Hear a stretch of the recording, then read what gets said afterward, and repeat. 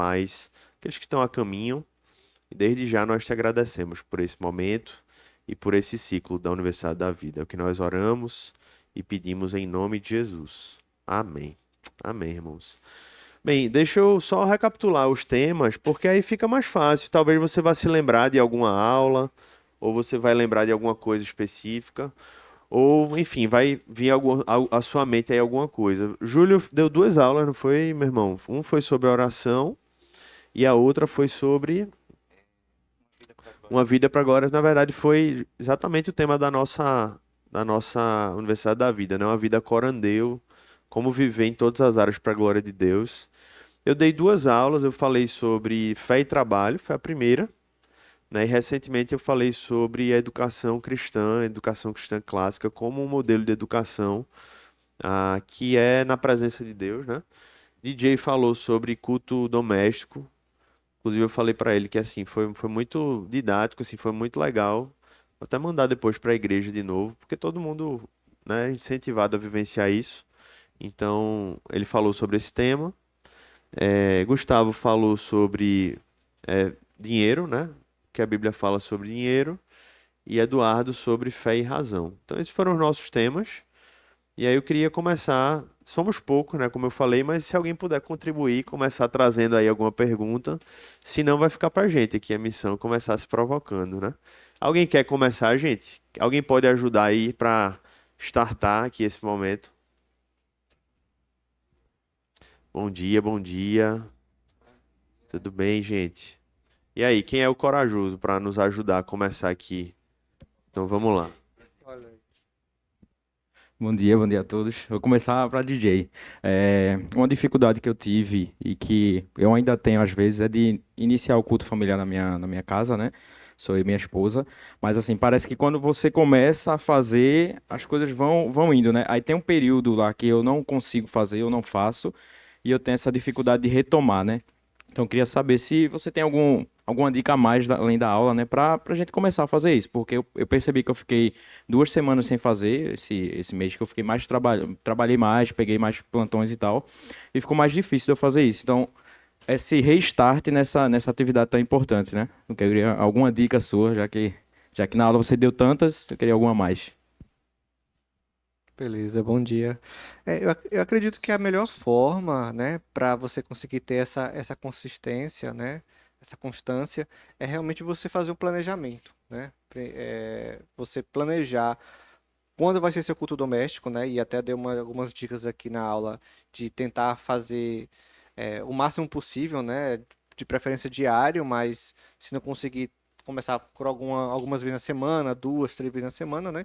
E aí você realmente montar um cronograma, né? Porque quando a gente tenta fazer assim, vou tentar fazer hoje, vou tentar fazer amanhã, não funciona. O melhor é realmente estabelecer um cronograma, né? Não, vamos fazer segunda, quarta e sexta, tal horário.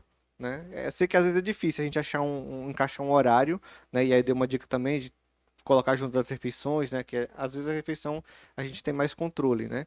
Então, colocar após a refeição, como é uma coisa rápida, é algo que acredito que funciona. Então, colocar esse momento já planejado. Então, por exemplo, aproveita o domingo, já planeja, ó, o que que a gente vai ver de culto doméstico essa semana, quais vai ser os temas, qual vai ser os louvores, os motivos de oração, né? Então já levanta isso, já deixa pronto, porque aí no dia você só executa. Porque realmente, às vezes você vai parar, aí vai pensar, não, o que que a gente faz o culto hoje, que horas, né? O que que a gente vai falar? Então isso acaba desanimando, né? Então, quando você já antecipa isso e deixa só para executar no dia, acredito que fica muito mais fácil, né? Muito mais tranquilo de você manter essa consistência. E como você falou, uma vez que você inicia e vai se esforçando, se torna algo de rotina, né? Natural. Fica muito mais fácil de manter quando você esforça para pelo menos essa rotina iniciar.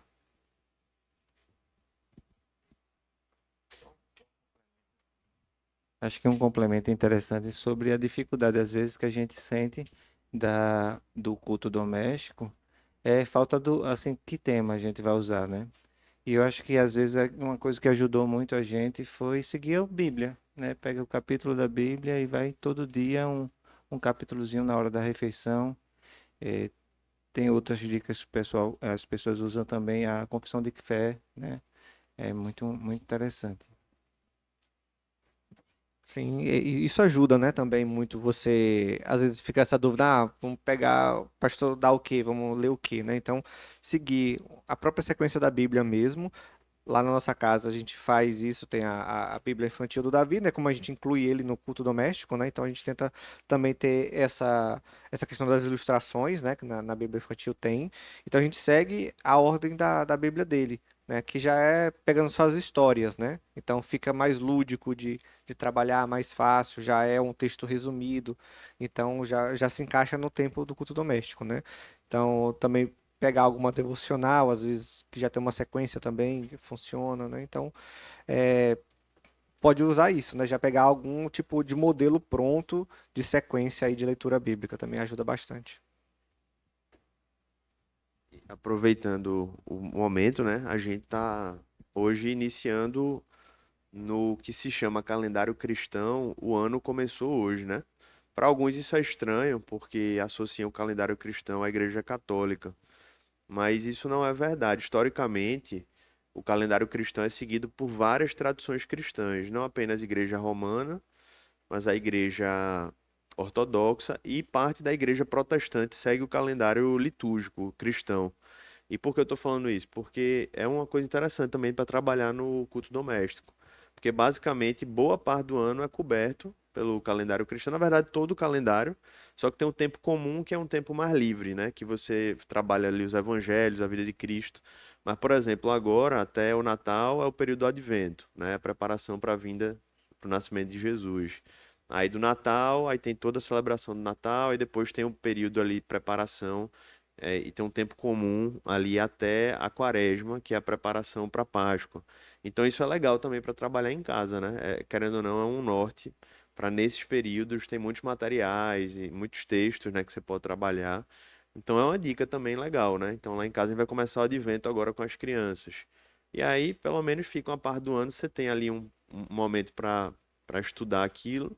E no tempo comum aí você diversifica também, né? Uma outra estratégia para ter um norte e criar uma disciplina mais firme, né? Digam mais, gente. Comece aí. O pessoal aí tá calado. O carro tá com cara de quem quer começar fazendo uma pergunta. Agora, né, Carla? Agora tem que fazer, né?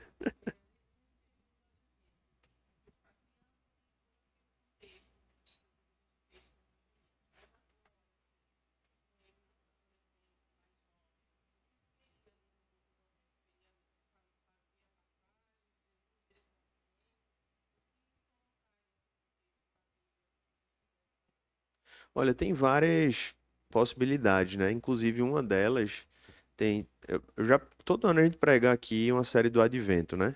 Então, eu vou usar os exemplos da própria série, né? Alguns anos a gente pregou desde Abraão. A gente pegou então pregamos três ou quatro passagens, e aí você começa de Gênesis.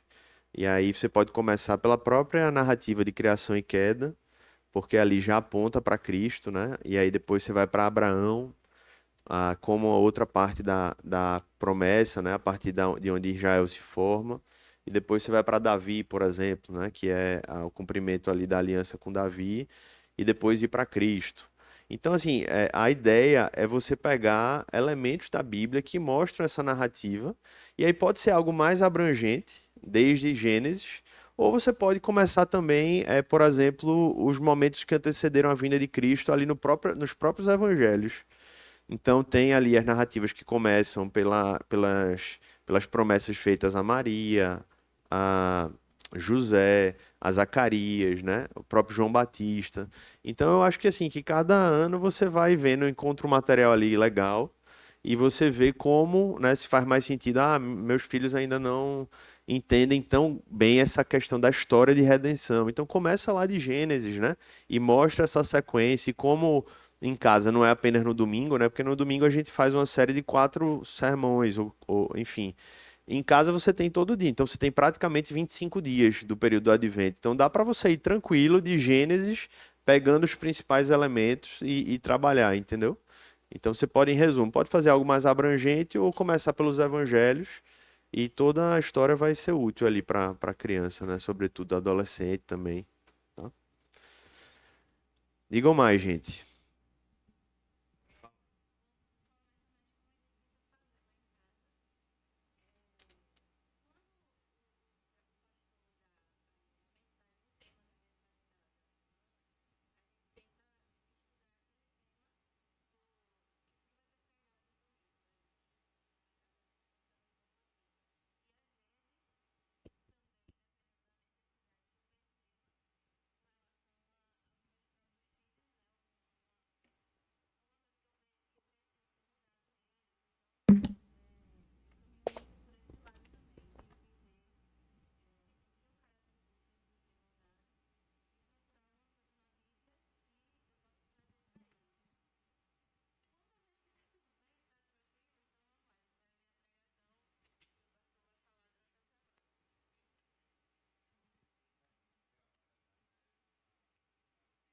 Pronto, então eu vou repetir. Eu acho muito bom quando a gente tem o privilégio de ter uma igreja que consiga fazer, que faz uma pregação expositiva e que antecipa para a gente o tema que vai ser trabalhado no domingo. Então a gente tenta ler aquele texto antes e quando chega até no culto a gente consegue visualizar algumas coisas que a gente viu durante a semana ou ver de uma forma diferente aquilo que a gente estudou. E isso funciona bem para a gente. E outra coisa é tentar observar as demandas das crianças. Às vezes eu percebo que se o meu menino mais velho está passando, que é adolescente, está passando alguma situação na escola, e eu tento buscar dentro da palavra do Senhor um direcionamento para a necessidade específica daquele dele, né? E aí a gente traz isso no culto doméstico também. Isso também tem sido muito válido lá em casa. Legal. É bem parecido com o que a gente faz na igreja, né? A gente tem sermões ali que seguem né, um padrão expositivo. Mas, vez ou outra, na igreja você precisa tratar situações, né? E o púlpito ele serve para isso também. Então, na nossa casa, às vezes a gente está seguindo um estudo, mas tem hora que a gente precisa parar e dizer, ó, filha, ó, filho, vamos trabalhar isso aqui porque não está alinhado, não está bem, né? Bênção, que bom. É um, Tá baixo. acho que dá para ouvir? Um ponto interessante que ela comentou, né, é sobre resolver uma questão do filho, né? Então, isso é um ponto interessante que eu trouxe na aula também, sobre o culto doméstico proporcionar essa abertura de canais de comunicação, né? Muitas vezes as nossas famílias são muito agitadas, né? A gente tem muitos afazeres, os pais estão trabalhando e não tem tempo com os filhos, né? E o culto doméstico também proporciona esse momento, não só, né, de ter ali esse momento de louvor, de adoração, mas para conversar e entender o que que seu filho está passando, né? Então, no momento de oração, né, você abre para a família deixar um pedido e o seu filho pode estar passando um problema na escola, um problema com os amigos, e aí é a hora que você identifica isso, né, que às vezes você não tinha esse canal para ouvir ele, e aí você pode tratar aquilo até pós culto doméstico, né? Conversar mais intensamente com ele, entender qual é o problema que ele está passando e tentar resolver, né? Então, no livro que eu li sobre culto doméstico fala muito sobre isso, né? Essa possibilidade de abrir esses canais e muitas vezes você tratar problemas na vida dos seus filhos que você não identificaria no cotidiano por não ter esses canais de comunicação, né? Isso vai crescendo e aí automaticamente no futuro você já vai ter esses canais funcionando também fora do culto, né? Porque o seu filho vai confiar em você para conversar, né? No momento que você vai se abrindo essas possibilidades. Assim, uma coisa que a gente tem visto e também é um desafio muitas vezes, é, é que às vezes a gente pensa que o culto doméstico ele está existindo e às vezes a gente vai até no automático em relação aos filhos, né? Então é importante também que a gente entenda que o culto tem a ver com a família, né? Tem a ver com o casal, tem a ver com as necessidades da esposa, as necessidades do marido, todos lá estão juntos. Então, se, por exemplo, uma determinada palavra tem sido muito o leitinho mesmo, porque a criança é bem pequena, Penso também que é importante ter um momento, o marido e a esposa, porque o homem é o pastor do lar, e ele precisa também pastorear o coração da esposa, que às vezes as necessidades dela não são plenamente ouvidas, até pela dinâmica do casal, que tem coisas que não vão ser faladas na frente da criança. Então, eu acho que isso é um desafio para a gente, né, que a gente tem que, inclusive, pensar isso. O culto inclui também a minha esposa, né, a nossa família. E isso é um complemento, né? Você também pode fazer o culto doméstico, como ele vai ser algo frequente, né? Então você pode diferenciar um pouco, não precisa ser todo dia a mesma coisa, até porque vai ficar monótono e em algum momento vai ser maçante, né? Mas você pode ficar mudando. Então, hoje você fez mais pensando no seu filho pequeno.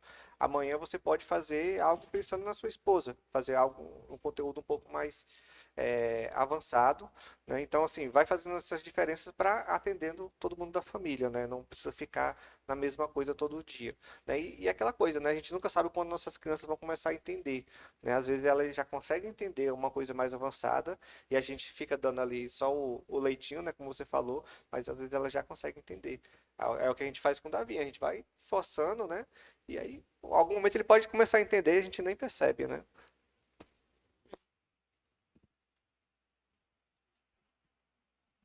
Vocês estão pegando, né? Vamos para outra temática, mas vocês ficam à vontade, tá, gente, para ir e voltar. Mas Gustavo falou sobre dinheiro, né? E eu vou fazer uma pergunta bem simples, tá? Bem simples. Se você pudesse resumir aqui assim, né, em pouco tempo, o que é que você acha que um cristão precisa à luz de tudo que você falou? Você falou de vários tópicos, né? Várias coisas assim relevantes biblicamente que a Bíblia expõe. Inclusive, é um tema que é extremamente abordado na Bíblia, né? É dinheiro. E eu vi até uma pessoa comentando essa semana que quando a gente pergunta o que é que está em Salmo 23, versículo 1, todo mundo sabe, né? O Senhor é meu pastor, nada me faltará. O que é que está escrito em João 3,16? Todo mundo sabe. Aí ele citou um provérbio lá, que fala sobre dinheiro, que é quem junta aos poucos, traduzindo, né? Não é literalmente assim, em breve ficará rico. Não sei se era exatamente assim, mas a ideia é de poupar para você ir se organizando financeiramente, né? Aí ele disse, disso ninguém fala e parece até constrangedor falar sobre gestão financeira, falar que você pode poupar e se organizar financeiramente e tal. E é um provérbio que fala sobre isso, né? Então, é um tema que é muito importante no sentido de tanto pode ser um fator de muita dificuldade para as famílias, como também é quando isso está relativamente estável, não é para apenas o bem da família, é para abençoar pessoas, para abençoar o reino. Então, se você pudesse tentar resumir assim, né, de tudo que você falou, o que é que você acha que é algo, sim, fundamental sobre o cristão com dinheiro? E aí, de repente, a parte da fala dele podem surgir dúvidas também, né, específicas. Bem, então, vamos lá, né? Que foram muitos pontos que foram abordados. Acho que o primeiro dele, em resumo, é reconhecer, né? Eu até falei isso em aula, que toda a riqueza vem de Deus, né? A gente só recebe por graça, né? Que Deus nos comunica, mas ao mesmo tempo ele nos abençoa com, isso foi falado também em aula, com oportunidades, né? Com saúde, porque o meio pelo qual a gente consegue obter recursos é pelo trabalho, né? Então, de maneira resumida, é reconhecer que toda riqueza vem de Deus e que a gente precisa de trabalho, né? A gente precisa desempenhar nossas funções para obter os recursos, né? O próprio Paulo fala, né? Quem não quer trabalhar, que não coma, né? Também. E acho que de maneira mais prática, assim,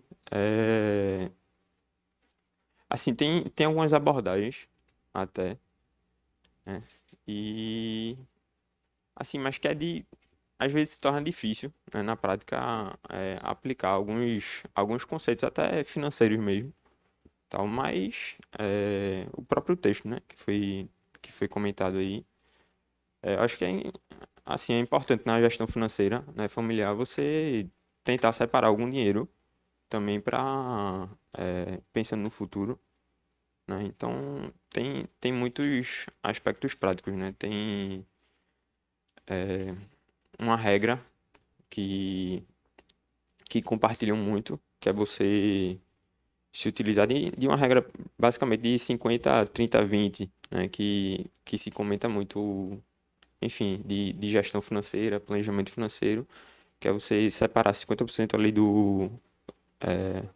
dos seus recursos para o custeio da sua família, 30% para, enfim, outras questões e tentar separar ali 20%, né, basicamente 10% para o dízimo e outros 10% para investimentos futuros, né, pensando mais nessa questão a longo prazo. Então, assim, vão ter algumas abordagens financeiras também, pensando nesse aspecto mais prático, né? Eu costumo também ter fazer uma organização semanal, lá em casa. E já tenho exposto todos os custos fixos e eu estabeleço ali basicamente os custos variáveis no cartão de crédito, né? E eu sei que tem um limite ali para eu gastar. E ao mesmo tempo pensando nessa dinâmica, né? Que a gente não pode deixar que o dinheiro destinado ao lazer, por exemplo, ou outras questões, nos impeçam da gente ofertar para a igreja, né, no sentido de dízimo, de abençoar outras pessoas também. Eu acho que isso é uma questão fundamental, assim, primariamente. E acho que é isso, num aspecto mais prático assim, é você ter uma organização ali para algumas pessoas, né? Vão funcionar de forma diária, né? Gente que é extremamente organizado, não, esse ponto não funciona comigo. Outras pessoas vão fazer essa gestão mais semanal ou mensal. Enfim, eu acho que é aquilo que mais se adeque, né? À sua rotina. Mas eu acho que de maneira prática, assim, você fazer essa gestão é fundamental, né? Não só saber, poxa, onde eu estou gastando, tal, mas de maneira justamente a pensar, poxa, será que eu posso contribuir, né, para para abençoar alguém da minha família que está passando por alguma necessidade, ou alguém da igreja, né, nesse sentido. Então, acho que de maneira mais prática permeia aí essas questões. Tem uma questão aí em cima disso. Pensando na parte de dinheiro futuro, né? Até talvez o pastor saiba responder também. É, eu sei que a gente, quando quer, por exemplo, eu tô ali juntando para comprar minha casa, meu apartamento, tudo bem, a gente tá ali guardando, juntando porque precisa. Mas em termos de reserva de emergência, né? Os economistas, alguns falam, você tem que ter uns 6 meses de reserva de emergência. Mas eu fico pensando, até onde isso não pode não se tornar de alguma forma uma incredulidade com Deus, porque Deus fala que vai prover, né? Para a gente não se preocupar com amanhã. E o quanto isso, qual é o equilíbrio aí entre eu ter minha reserva de emergência e não estar sendo ansioso ou incrédulo, achando que Deus não vai prover se caso, né, acontecer alguma coisa, né? Onde é que está esse equilíbrio aí que eu posso ter minha reserva de emergência e ao mesmo tempo não estar sendo incrédulo? Posso começar? Assim, é uma pergunta muito boa e realmente tem uma linha tênue, né, nesse sentido. E no final das contas, eu acho que tudo se volta muito pro coração, né? Porque se perguntar objetivamente, é pecado ter reserva de emergência? Não, né? A Bíblia fala da formiga, né, que trabalha e faz a reserva dela para o inverno. Diz pra gente aprender com ela. Você vê passagens bíblicas que tem, né, obviamente o exemplo de José não é perfeito porque Deus avisou que ia ter uma fome. Mas se você parar para pensar, a fome pode vir em qualquer momento, né? Não necessariamente Deus tendo dito. Então é prudente, logo não é pecado ter, né? A própria Bíblia diz que Salomão foi o homem mais rico do mundo, da história, um dos mais ricos da história, e nunca foi condenado. Por isso ele era rico é porque ele tinha muita reserva, né? Obviamente. Então realmente o problema não está na riqueza, não está na reserva, mas pode estar no coração, né? Então a pessoa pode estar realmente fazendo aquela reserva com um tipo de ansiedade, de incredulidade, dizendo se não fui eu por mim mesmo, ninguém faz, né?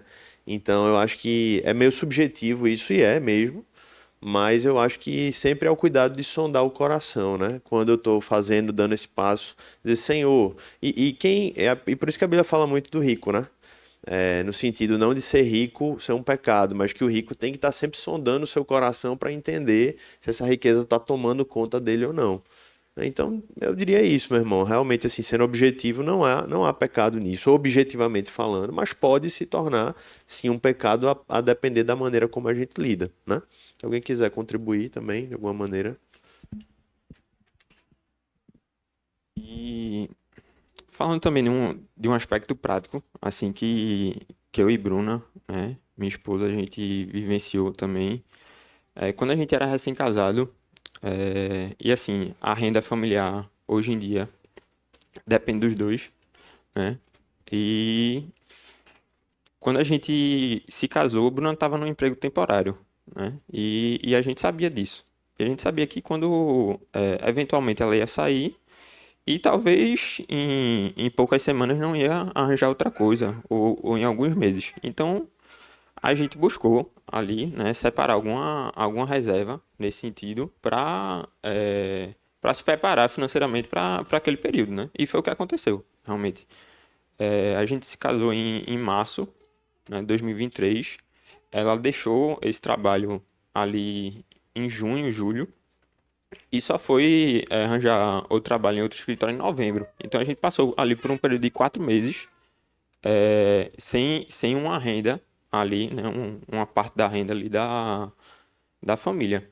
E porque a gente se organizou, né, separou uma reserva durante o período de namoro, noivado ali, a gente tinha um dinheiro ali guardado e já pensando nesse período também a gente passou assim sem muito problema, sem muito aperto nesse sentido, né?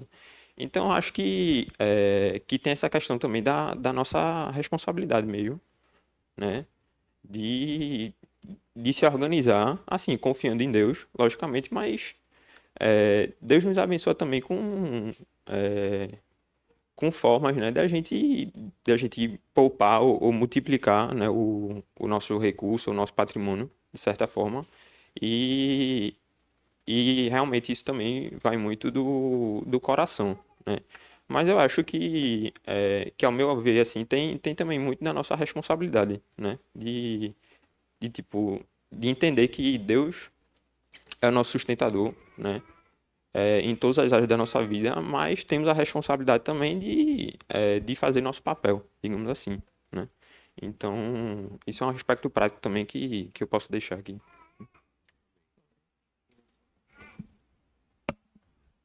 E assim, eu penso também que, como o curso fala em corandeu, né, que a gente está na presença de Deus, né? Assim, a gente não pode dizer para Deus assim, Deus, eu separei isso aqui para minha previdência, né? Assim, Senhor, eu separei isso aqui, mas se o Senhor tiver outro plano para isso aqui, é do Senhor. Minha vida toda é do Senhor. Então, eu acho que o coração, quando o pastor fala, é assim, minha vida está diante do Senhor. Ele me dá sabedoria, né, em organização para eu poder entender e até limitar os meus desejos para guardar algo, mas até isso aqui é dele, né? O meu plano é esse, mas o plano do Senhor vem em primeiro lugar, eu acho. Verdade. Pode falar, minha irmã.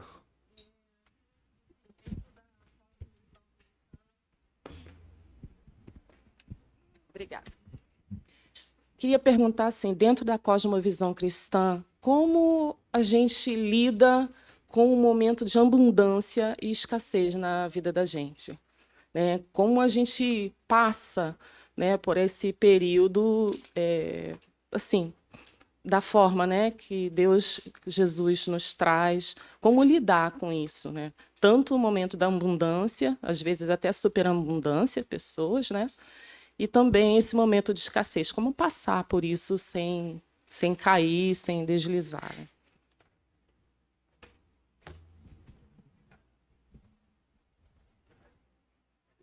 Cada pergunta fácil, né? Bem tranquila.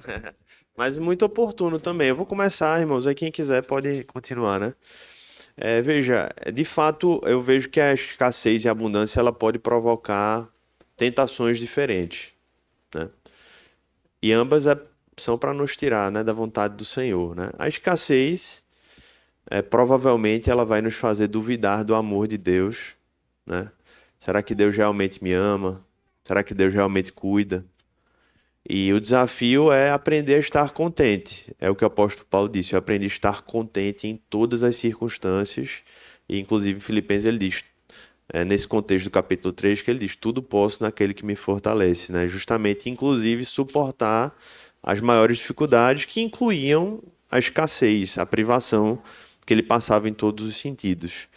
Então, eu diria que a escassez, o maior cuidado que eu creio que um cristão tem que ter é contra a incredulidade, contra tentando achar outra palavra, contra a falta de contentamento em Deus, a falta de gratidão, porque contra blasfemar contra Deus, como foi o exemplo de Jó, né? Disseram para ele: blasfema, Jó.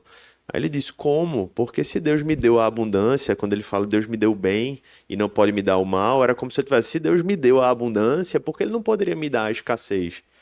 Então ele disse: não, não vou, eu vou me contentar em Deus, eu vou me satisfazer em Deus.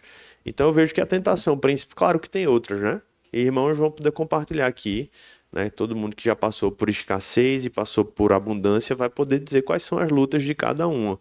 Mas eu vejo que talvez a principal seja essa: Deus não me ama, Deus não é meu pai, Deus não cuida de mim, Ele não está vendo, né, o que eu estou passando, e isso fazer você querer abandonar o Senhor, né? É uma das tentações, não é a única. Mas eu acho que o contentamento é isso que o apóstolo Paulo fala: a piedade com contentamento é a grande fonte de lucro. Então, isso é o segredo, é aprender a estar contente em qualquer situação. Não é fácil, mas é o que a Bíblia diz: se contente com aquilo que Deus está lhe dando. E com a abundância é o outro desafio, né? Porque ela é mais sutil, porque normalmente quando você está na abundância, você está na felicidade humana. Tá tudo tranquilo, né? Tô falando em regra também, né? Tá tudo bem, eu tô em paz nesse sentido, porque os boletos estão pagos, ninguém do banco tá me ligando, né?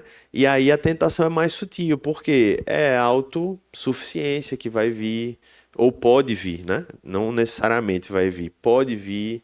É você começar a acreditar que pode encontrar mais alegria nas coisas do mundo do que em Deus, porque você começa a gozar das coisas do mundo, né? E você pode dizer: poxa, aqui é bom também. Deus é bom, mas aqui é bom também, e no final das contas tá tudo certo, né? Então a tentação é uma autossuficiência que pode fazer você levar Deus ou para longe ou colocar ele em segundo plano. E aí é por isso que Jesus falou muito em relação aos ricos. Não é pelo problema da riqueza, mas é pelo que o dinheiro poderia gerar no coração. E aí o exemplo do jovem rico é o exemplo clássico, né? Que a gente já falou algumas vezes. Não era que o dinheiro era o problema. Não é que ele tinha que vender tudo porque o dinheiro era o problema. Mas é porque Jesus tinha olhado para o coração dele e tinha visto: o dinheiro tomou o meu lugar. E para que ele prove que eu sou de novo prioridade, ele tem que vender esses bens. Então, eu acho que duas tentações, elas precisam ser muito, muito observadas, sem prejuízo de outras, né? Se alguém quiser contribuir aí com as suas lutas também. Eu queria, assim, nesse texto do jovem rico é bem interessante, assim, porque quando Jesus fala dos mandamentos, ele diz: eu já tenho obedecido tudo desde pequeno, né? Mas Jesus, propositalmente, ele pula o primeiro mandamento, né? Ele fala: amar o seu próximo, seu irmão, honrar seu pai e sua mãe e tal. Aí ele está aí, já faço. Mas o primeiro, que é amar a Deus acima de todas as coisas, né? Adorar somente a Deus, o jovem rico ainda não fazia, né? De entregar o coração. E uma coisa que eu acho bem interessante, Paulo falando, ele disse que ele aprendeu a viver contente. Então a gente às vezes tem que entender que é um aprendizado mesmo. E o aprendizado, muitas vezes, importa em passar pela situação.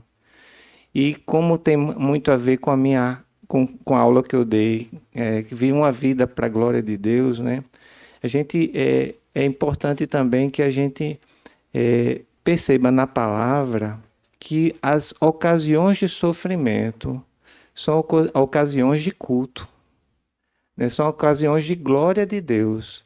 Então, você entender que naquele sofrimento você está cultuando a Deus como expressão de louvor, reconhecendo Ele como o seu sustentador, buscando nele em oração a força, e a resposta da oração vai vir com ações de graça diante de Deus. Isso tudo glorifica a Deus. Então Deus, quando incluiu o sofrimento, a história do sofrimento no mundo, Ele incluiu para a sua glória. Então, o contentamento muitas vezes não vem no esforço, e não vem no esforço de entender, eu não, assim, tá ruim, mas tá bom. Não, assim, tá ruim, mas, Senhor, que isso seja um culto ao Senhor, né? O sofrimento, para a glória de Deus, brilha no mundo de uma forma diferente, né? Quando você está sofrendo, mas você continua andando com Deus, isso brilha de uma forma que realmente é muito expressivo. Jesus disse, Senhor, chegou a hora, Pai, chegou a hora, glorifica o teu nome. Aí Deus disse, eu já o glorifiquei e ainda o glorificarei. Então, a vida e a morte da gente é para a glória de Deus, né? Então, eu acho que eu sempre penso no sofrimento, eu pessoalmente, no dízimo. O sofrimento que eu passo é a única coisa que eu posso trazer para o culto. Para o meu culto de vida, é como se fosse o meu dízimo, né? Paulo e Silas sofrendo lá na prisão, meia-noite, louvando a Deus, né? Então, eu acho que esse contentamento vem de que a Deus glorifica o teu nome. Amém, amém. Eduardo tá tão calado que eu vou fazer uma pergunta a ele. Eu tô com uma dor de cabeça. Eu tomo qual remédio, hein? Tá. Depois eu faço ali, Eduardo. Na verdade, começando por Eduardo, assim como foi proposto para Gustavo, é aquilo que você aprendeu. Normalmente, algum dos temas aí, alguém já era expert ou não, mas algum você teve que se desenvolver. Então, você aprendeu algo para você e aquilo que você acha que é um princípio que você pode passar para a gente, em poucas palavras. Assim, a minha proposta era que cada um pudesse falar sobre isso e o Gustavo já falou, não é isso? Correto?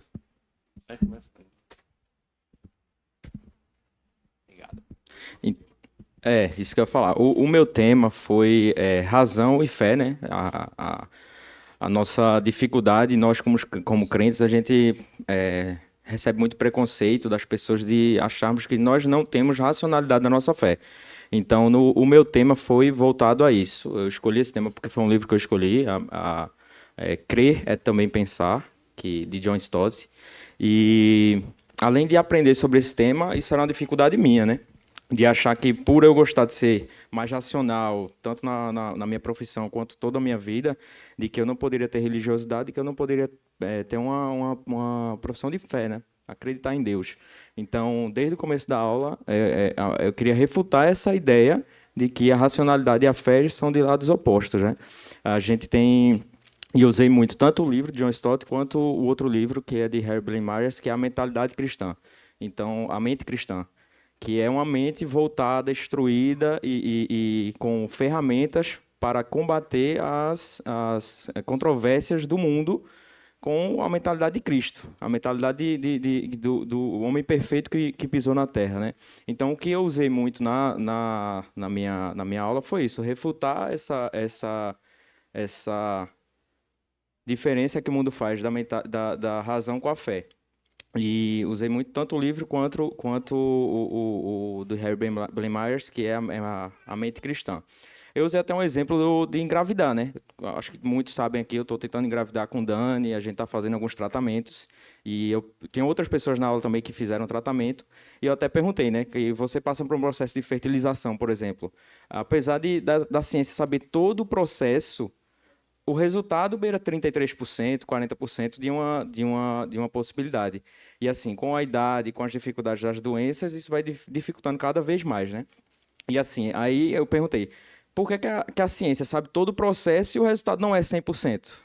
Aí eu dei o exemplo de Isaías, que é, eu dou e eu tiro a vida. Então assim, tá na palavra desde então, desde sempre, que o resultado só vai vir se Deus quiser. A gente pode fazer o tratamento que for, ir para o mundo atrás disso e não vai resolver. Se Deus não quiser, Deus não tomar a frente, a gente não vai conseguir. Tava com Karina aqui, vocês sabem, eu também estou fazendo esse processo com Dani. Karina tentou 4 vezes, outras pessoas tentaram 5, 10 vezes, e ou não tiveram, ou tiveram alguma delas, mas quando Deus quis, e outros tiveram naturalmente também. Então, assim, o que eu tentei passar e eu aprendi também sobre esse tema é a racionalidade da fé e acreditar. O que está escrito deve ser tomado como nosso direcionamento, né? Eu até no final, eu citei dois pastores, né? Billy Graham, que ele disse que eu preguei muito e estudei pouco. Veja, um dos maiores pregadores, ele mesmo diz que ele usou, que ele acha, claro que é uma piada, ele não está falando sério, claro que ele estudou, mas que a gente buscar a palavra, estudar, ser racional, ler, a gente vai ter uma fé mais racional. E o outro foi Barney Hold, é um pastor menos conhecido dos Estados Unidos, que ele disse que se tivesse 3 anos para servir a Deus, 2 deles seriam se preparando e estudando. Então, assim, a gente ler e usar a palavra racionalmente é muito mais... não é muito mais importante, mas assim, é fundamental para essa mentalidade cristã e para essa vida racional na fé, né? Amém. Esse tema ele é muito importante, principalmente para jovens universitários, né?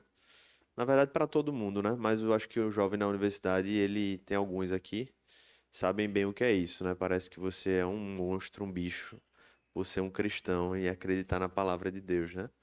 E realmente, quando você vai para a palavra, você vê que a Bíblia ela tem todo o arcabouço para mostrar que a gente tem uma fé que ela não está em oposição à razão. Acho que esse é um resumo aí da aula de Eduardo. Ela muitas vezes vai além da razão. Um fato. Como é que você explica a ressurreição? Não tem como. Como é que você explica o que é a anatomia da oração? Isso não se explica, isso se vive, né?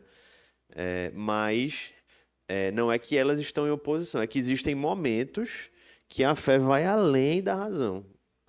A fé se coloca para além, diz assim, ó, até aqui a razão vai, e aqui a fé, ela explica, ela vai além disso, que não tem uma explicação humana clara para a gente, né? Então, eu acho que isso é importante, sobretudo para vocês entenderem que a Bíblia é um livro extremamente coeso, né? Se parar para ver como um livro com 66 livros consegue encontrar uma mesma narrativa coesa, uma sinfonia literária, apesar dos diversos contextos históricos, diversos contextos econômicos, sociais envolvidos e autores diferentes que escreveram em locais diferentes, e você vê que tem uma coesão na qual tudo aponta para Cristo. Isso não é normal. E tem uma racionalidade nisso, uma beleza, que, enfim, é apenas um exemplo de como a fé cristã, né, a própria ressurreição, né? Você parar para pensar, é um milagre, é inexplicável, mas existem testemunhas oculares, mais de 500 pessoas viram a Cristo. Então, porque as pessoas dizem, como é que você explica a ressurreição? Não sei como explicar, só Deus fazendo milagre. Agora, tem provas históricas, isso não é um conto da carochinha. Jesus ressuscitou, eu creio pela fé, mas isso tem provas históricas, homens e mulheres morreram por causa disso. Então, são apenas exemplos. Inclusive, eu deixo um livro para vocês que eu li na época universitária, que é Não Tenho Fé Suficiente para Ser Ateu, Norman Geisler. Eu li esse livro, ele me ajudou muito na universidade, porque literalmente as primeiras perguntas mas como é que tu crê na Bíblia? É um livro escrito por homens. Aí ele começa a mostrar como a Bíblia, se você não crê na Bíblia, você não pode confiar em nenhum outro livro. Esqueça Odisseia, esqueça Ilíada, esqueça a Platão, porque se você não confia nesse livro aqui, você não pode confiar em mais nenhum livro. Todos os outros livros são mais suscetíveis de dúvidas do que a Bíblia, né? Enfim, são provas concretas da racionalidade da fé. Até quando eu dei aula, a gente falou, não foi, Carla, dessa questão da dificuldade em universidade, e eu comecei a aula não falando do tema, né? Eu usei aquele livro, né? Deus, um Delírio, que ele ele mostra uma pesquisa muito antiga, mal feita, uma pesquisa que fazia a pergunta, você acredita num Deus que fala diretamente com as pessoas? As pessoas tenderão a responder não. E quando você analisa a pergunta é, você acredita em Deus? É uma pergunta. Você acredita num Deus que comunica diretamente com as pessoas? É outra pergunta. Então, assim, você refuta essa pergunta de várias maneiras. A pessoa pode acreditar em Deus, sem achar que que ele se comunica diretamente com você. Então, assim, ele pegou essa pergunta, o resultado da pesquisa, para dizer que pessoas inteligentes não acreditariam em Deus. E veja, eu não estou usando da fé nesse momento, eu estou usando da racionalidade para combater uma pesquisa que foi mal feita, uma pesquisa que foi refutada por outros pesquisadores, e não necessariamente eu estou usando, a princípio, a palavra. Porque eu estou usando a racionalidade de uma pesquisa mal feita para refutar a própria pesquisa. Então, claro que eu vou usar a palavra, vou usar o que eu tenho de fé e de conhecimento da Bíblia para refutar inúmeras perguntas. Mas essa era uma questão simples, que uma racionalidade, você lê a pesquisa dele que ele usou no livro, você iria ver que tá errado, não está bem feito. Então, eu acho que essa racionalidade que vai até além do que você lê nas escrituras, você consegue combater, sobretudo Carol, que está na universidade, é bombardeada, acho que diariamente, com pessoas que não têm fé. Acho que a gente usar a racionalidade para combater certas perguntas, a gente vai sair muito melhor, né? Eu acho que vocês já ouviram mas ela é bem simples, mas muito útil, né? Porque qual é a grande máxima do pós-modernismo, né? Não existe verdade, né? Não existe verdade absoluta, né? E eu acho que vocês já ouviram, né, que essa própria afirmação, ela é contraditória, né? Porque se não existe verdade absoluta, a própria frase, ela deve ser questionada, ela é mentira, logo, né? Então são coisas simples como essa que às vezes você coloca diante das pessoas, as pessoas dizem, opa, eu nunca tinha parado para pensar nisso, e aquilo lança um gatilho não para converter a pessoa, porque quem converte é o evangelho, mas para a pessoa parar para pensar na contradição que ela mesma está inserida. E aí você diz, opa, Francis Schaeffer, eu vou concluir dizendo isso, acho que alguns já ouviram falar, né? Francis Schaeffer, ele foi um grande responsável por um trabalho universitário apologético no século XX, e ele defendia um trabalho pré-evangelismo, que era o quê? Era exatamente isso, fazer as pessoas entenderem a própria contradição que elas estão inseridas. E quando você diz assim, você acredita que não existe verdade absoluta, e isso é insustentável, a pessoa entra numa crise de fé que ela diz, espera aí, eu preciso de algo sólido, eu preciso me agarrar a algo que tem fundamento. Aí, eu acho que começam os primeiros passos para você dizer, olha, se volte para Cristo.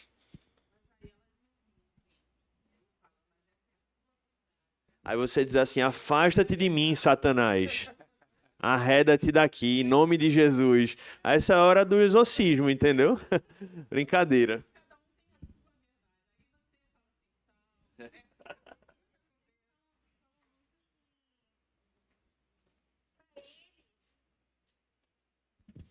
Pelo menos para a turma lá de psicologia, que é uma turma meio. Que já é uma turma meio desequilibrada. Que é uma turma mais desequilibrada, né? Que é difícil, mas eles falam assim.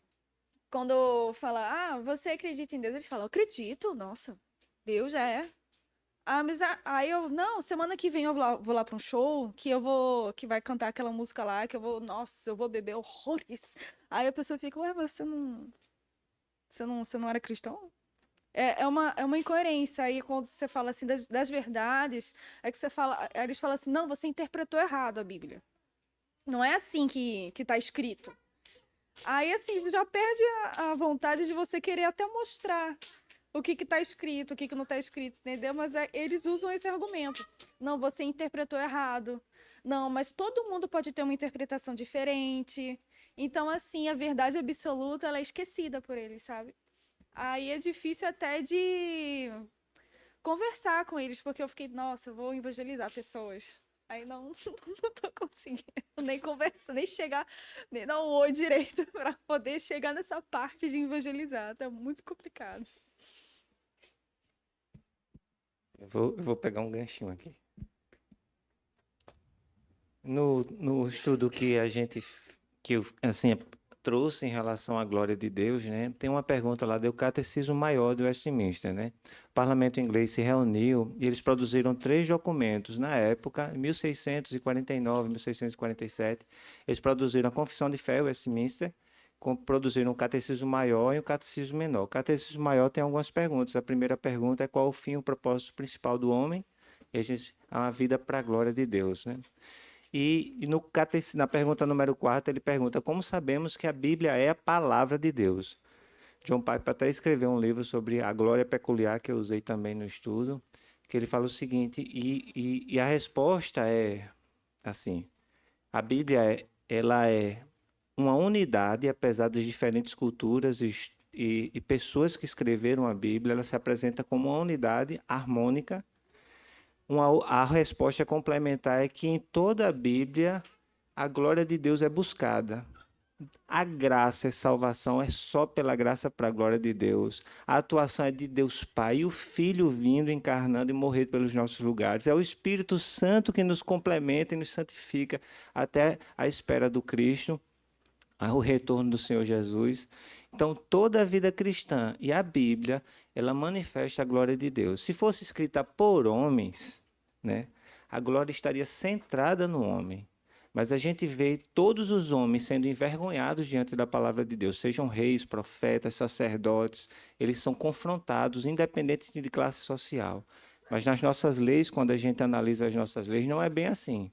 A gente vê que classes sociais são protegidas, né? E a outra resposta, que ele fala assim, apesar disso, o Espírito Santo, ele é totalmente capaz e o único competente de revelar e convencer o mundo do pecado, do juízo e da justiça.